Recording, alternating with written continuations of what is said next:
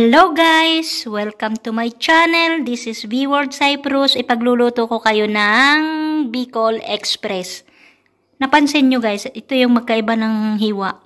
Ito yung isasama ko siya ng maaga. Ito pang huli na siya. Ito ay garlic or bawang. Ito ay onion or sibuyas. And this is pork slice. And this is my coconut. Luto na tayo guys!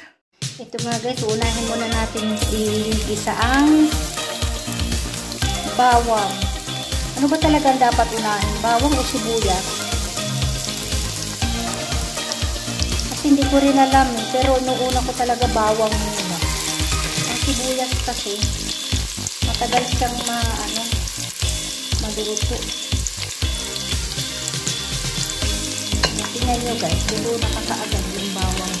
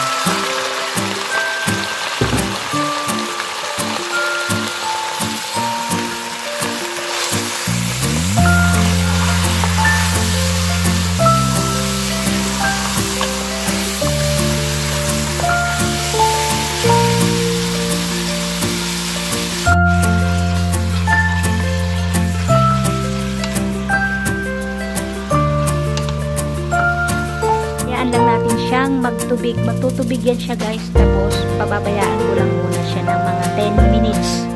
Tingnan nyo guys, hindi ko siya nilagyan ng tubig pero nagtutubig siya, kaya dapat natatakpan siya para mag-evaporate siya sa loob yung tubig niya. Siya yung unti-unting magluluto sa karne natin. Ayan guys, nilagyan ko ng konting tubig pampalambot, pero ang iba guys puro coconut ang nilalagay. Pero ako nilagyan ko ng tubig kasi dinagdagan ko lang. Yan, lagyan na natin ng Maggi. Dahil super anghang to guys, huwag niyong kakamayin para hindi mag-init yung kamay niyo. Lalagyan ko lang siya ng konti para pampalambot kasama pag lumambot, tapos para maging kaanghang na rin siya. Mamaya natin ilalagay lahat ng ingredients niya. Coconut. Unti ko na makalimutan guys, dahil ano nga pala to, kailangan natin ng bagoong. Wala akong alamang bagoong lalagay ko. Yan.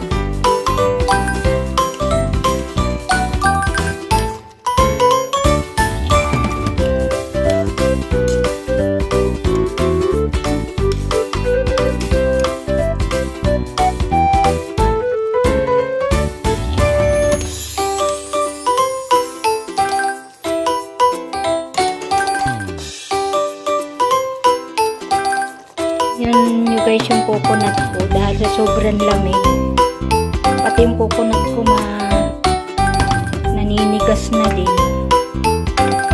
Yan yung last kong ilalagay guys, itong coconut natin. Mimix na natin yan ngayon.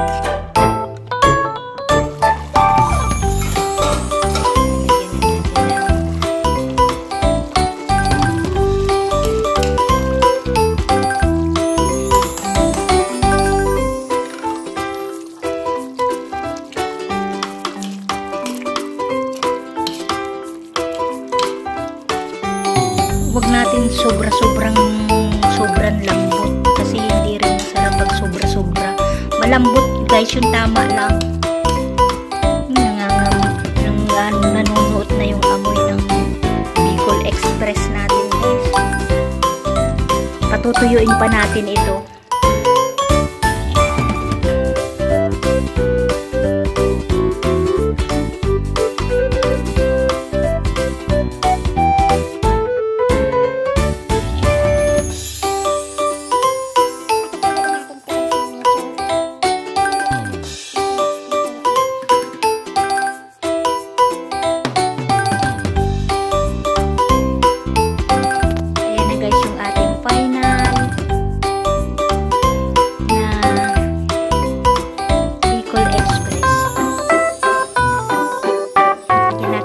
Sauce.